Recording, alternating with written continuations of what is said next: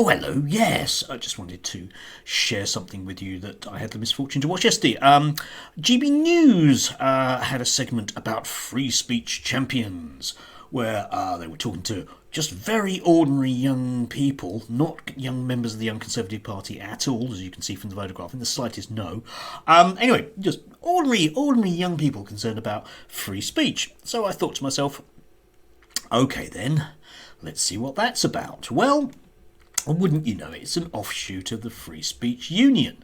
And this intrigued me a little bit because I recall, because I do have a memory, one of my favourite sayings about politics is that politicians hate anyone with a memory.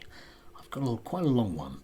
And yes, I recall a previous offshoot of the Free Speech Union, which didn't go down very well. So let's talk about that particular offshoot, shall we? So, yes, from The Guardian, students quit free speech campaign over role of Toby Young founding group. Okay, let's have a few quotes from then, shall we?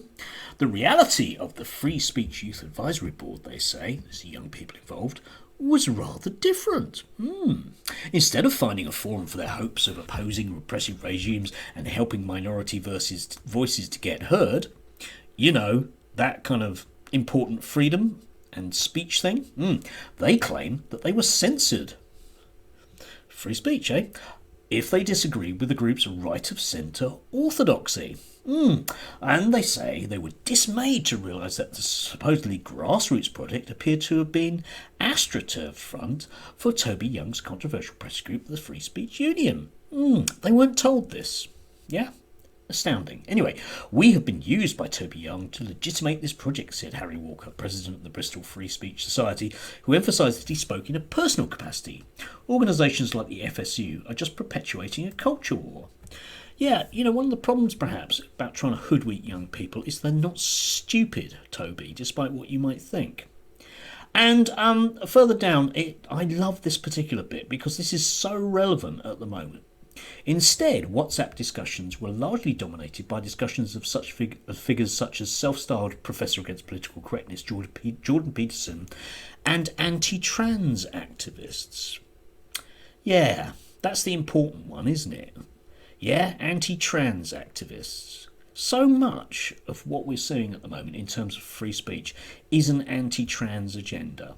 Very, very much so. It's been going on for a long time.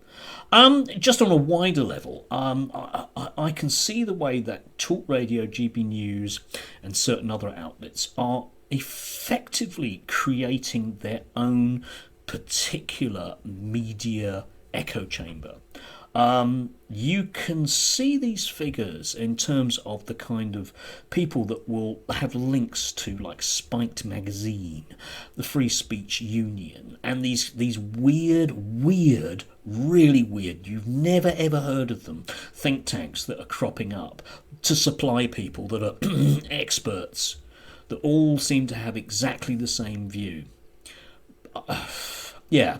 Anyway, I might well try and unpack some more of that a bit later. But for now, don't watch the video. I hate it watching young people that are trying to pretend very, very hard to be something that they're not. Because they're not really very good at it. Because they're young people. Sorry, young people. I'm a teacher. I get that stuff. Anyway, have a lovely evening. Stay warm. Yeah, stay warm.